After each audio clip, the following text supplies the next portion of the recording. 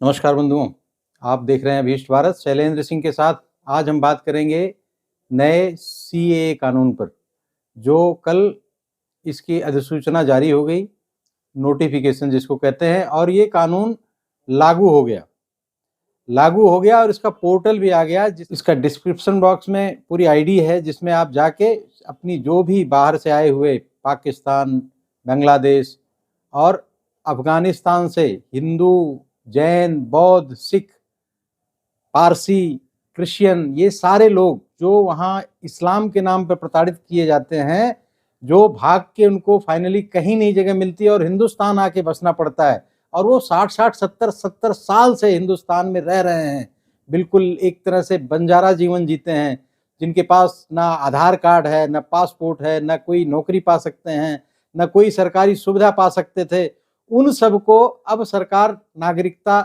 अपने आप देगी। बस उस पोर्टल पे जाके आपको ऑनलाइन फॉर्म जमा करना है। और ये इतना बड़ा काम, जो कि बीजेपी के घोषणा पत्र में था, 19 के चुनाव का जो बीजेपी का घोषणा पत्र है, उसमें बहुत स्पष्ट है कि वो सिटीजनशिप अमेंडमेंट एक्ट पारित करेंगे और इन सबको नागरिकता दिलाएंगे। उसी को बेस बनाकर भारतीय जनता पार्टी ने दिसंबर 2019 में सीएए जो अमेंडमेंट एक्ट था उसको पारित कर दिया था, सिटीजनशिप अमेंडमेंट एक्ट, जिसके 6 के तहत जो भी दिसंबर 2014 के पहले आए हुए विदेश बाहर से, चाहे अफगानिस्तान हो, बांग्लादेश हो या पाकिस्तान हो, जितने भी शरणार्थी आए हैं हिंदुस्तान में, इन सब को नागरिकता ऑटोमेटिकली मिलेगी अब।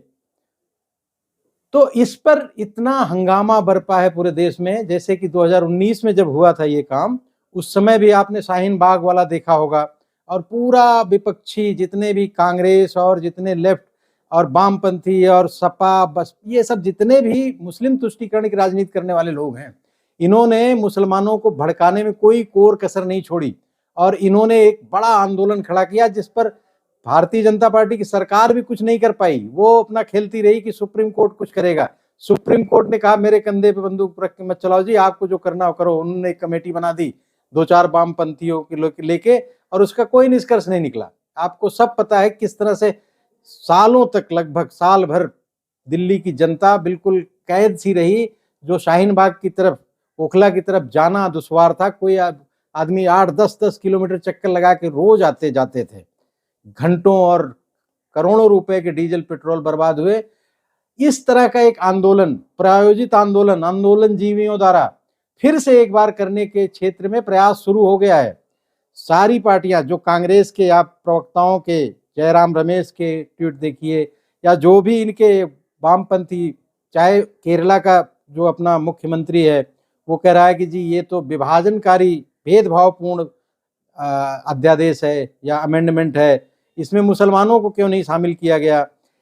इसी तरह से आप देखेंगे मुफ्ती मोहम्मद सईद जो है, महबूबा मुफ्ती, ये जो जम्मू कश्मीर की पूर्व मुख्यमंत्री थी, वो कह रही हैं कि ये बीजेपी का जो स्टेप है, सीएए जो अभी लागू कर रही है, इसकी वजह से भारत एक और विभाजन की तरफ जा रहा है। तो ये जितनी भी विभाजनकारी शक्तियां हैं, वो इस तरह के अपने ट्वीट्स और सोशल मीडिया पे अपना एक्टिव हो रखी हैं। ममता बनर्जी जैसे लोग हल्ला मचा रहे हैं कि जी ये तो 4 साल क्यों लग गया ले आने में, और दूसरी तरफ कहती हैं कि इसमें भेदभावपूर्ण होगा, हम इसका विरोध करें। आपको कुछ करने की जरूरत नहीं है। जो नागरिकता, सिटीजनशिप जो होता है, ये सेंट्रल का विषय है, इसमें राज्य सरकार का कोई मतलब नहीं होता। सेंट्रल कानून बना दिया तो उसको मानना ही पड़ेगा। ये बड़ा हल्ला मचा रहे थे शाहीन बाग में, अंबेडकर की फोटो लेके, अंबेडकर का संविधान चलाया जा रहा है, बंद किया जा रहा है। अरे भाई, अंबेडकर की भी यही मंशा थी, और अंबेडकर ने इस तरह का प्रस्ताव भी रखा था कि बाहर वाले जो भी लोग आ रहे हैं, इनको तुरंत सिटीजनशिप दी जाए। ये सिटीजनशिप अमेंडमेंट कोई पहली बार नहीं हो रहा है, ये 6वां अमेंडमेंट है। इससे पहले 5 बार हो चुका है, और जवाहरलाल नेहरू से लेकर और कई सरकारों ने बहुत सारी चेंजेस किए। ये चेंज होने के लिए हमेशा गांधी से लेकर नेहरू के समय में, नेहरू के कई मंत्रिमंडल के सहयोगी थे जिनका ये मानना था कि बाहर से आने वाले हिंदू जो वहां से धर्म के आधार पर प्रताड़ित किए जा रहे हैं, उनको सिटीजनशिप दी जाए।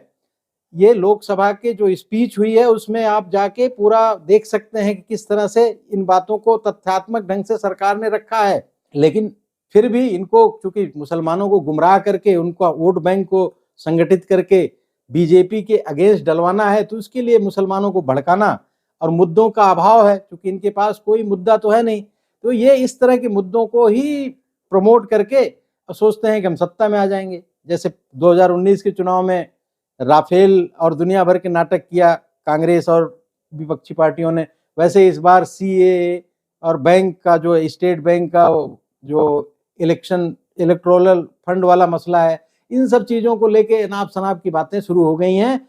और जहां तक मुसलमानों की बात है, जो बुद्धिजीवी मुसलमान जो समझदार हैं वो सड़कों पर आकर कह रहे हैं ये बात कि भाई सीएए बहुत जरूरी है, इसमें किसी भी भारतीय मुसलमान का कोई लेना देना नहीं है, या भारतीय नागरिक का ही लेना देना नहीं है।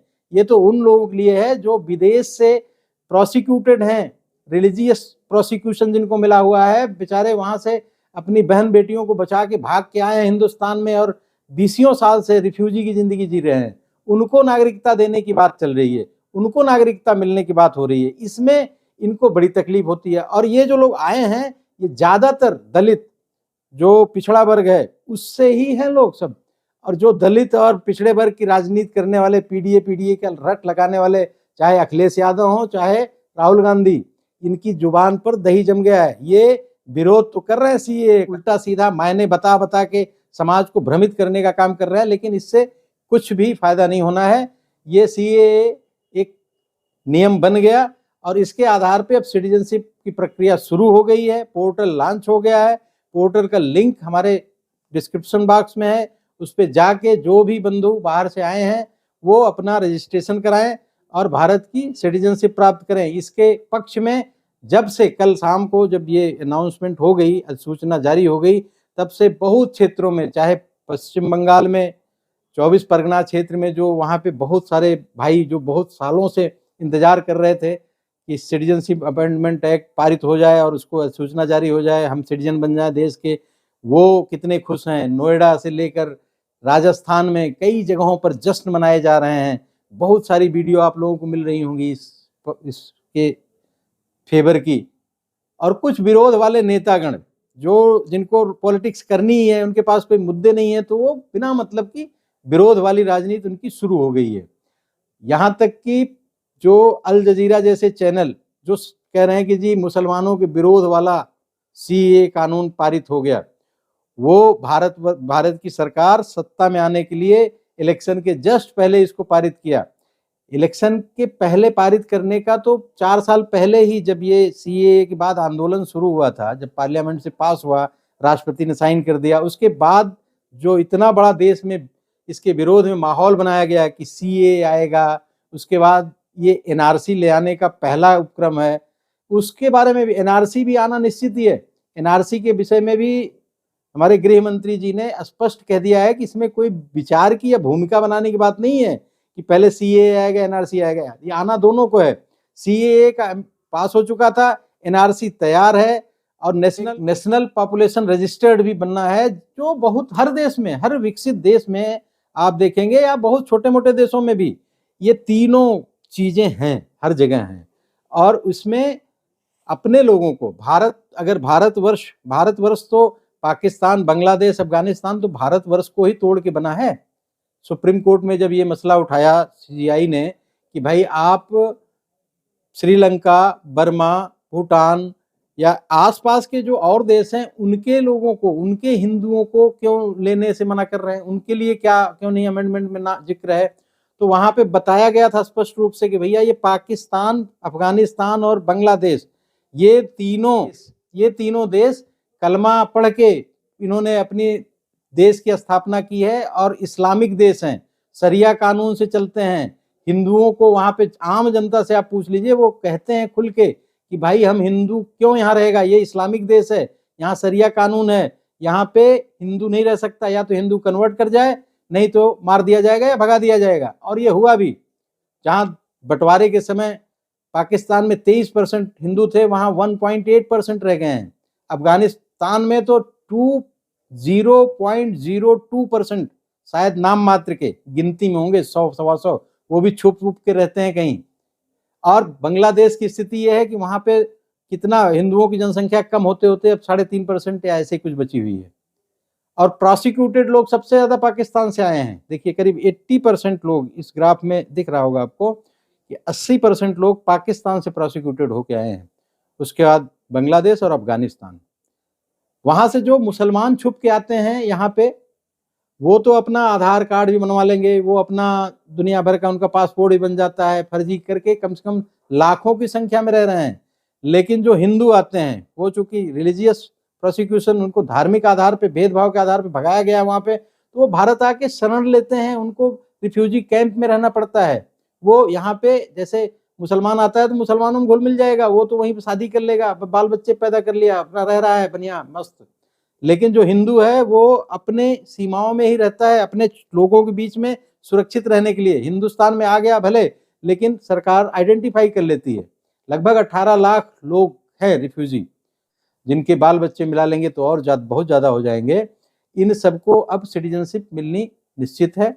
इस इलेक्शन में वोटर नहीं बनेंगे, ऐसा जैसा माहौल बनाया जा रहा है कि वोट लेना है इनका, इसलिए ये अभी लागू कर दिया गया कि इसमें वोटर ही नहीं हो पाएंगे। वो अभी तो ये प्रोसेस में है, इसमें लगेगा समय।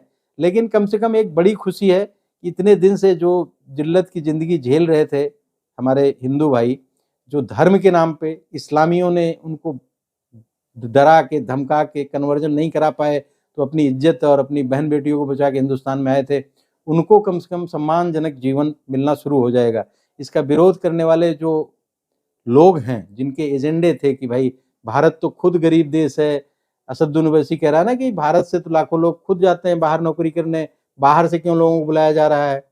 ये यही लोग हैं जो चाहते हैं कि मुसलमानों को बुलाया जाए, मुसलमान को भी दे दिया जाए सिटीजनशिप, और यहाँ पे डेमोग्राफी चेंज करके एक और पाकिस्तान, एक और बांग्लादेश खड़ा किया जाए इस देश में, भारत के और टुकड़े किए जाएं।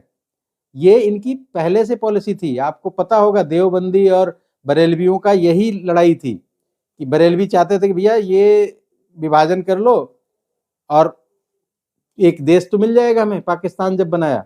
लेकिन देवबंदी कहते थे नहीं, भारत में रह के ही भारत को गजवाए हिंद करना है, हिंदुस्तान को इस्लामिक देश बनाना है। तो इनकी जो मानसिकता है ये अब जनता को धीरे धीरे सबको समझ में आ रही है कि ये क्या चाहते हैं और क्यों सड़कों पर उतरते हैं। ये मौलाना मौलवियों के बहकावे में आके बहुत सारे ऐसे जिहादी तत्व, जिनको जिहाद पता भी नहीं है, वो बिल्कुल इनोसेंट है, उनको भड़का दिया जाता है। इन्हीं उलमा और मौलवियों की बात पे वो विश्वास करते हैं और सड़कों पे आगे बैठ जाते हैं। पिछली बार तो आपने देखा होगा किस तरह से बिरयानी और कुछ पैसों के चक्कर में कितने दिन तक इन्होंने वो चलाया था, एक शाहीन बाग वाला, और उसको कितना पॉपुलराइज किया गया और मीडिया द्वारा और बहुत सारे चैनलों द्वारा, और कांग्रेस के बड़े बड़े नेता और बड़े बड़े फिल्म स्टार वहां जाके उनके सपोर्ट में बोला करते थे। अभी ऐसा कुछ होने वाला है, आने वाले इलेक्शन का दौर है, इसमें इलेक्शन की मजे लीजिए और आराम से इन सब चीज़ों का आनंद उठाते रहिए। आज की वीडियो बस इतनी ही। जय हिंद, वंदे मातरम बंधुओं, नमस्कार।